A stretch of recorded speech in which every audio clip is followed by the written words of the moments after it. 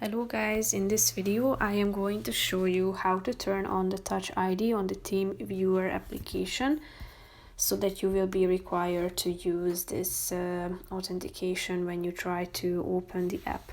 But first I just want to mention, don't forget to subscribe to my channel because at 10,000 subscribers I am going to show you my whole YouTube revenue statistics and growth strategy, how to make money online. So let's jump into it. First of all, open the app on your phone. After that, you should tap on the settings button down below, which is the last option.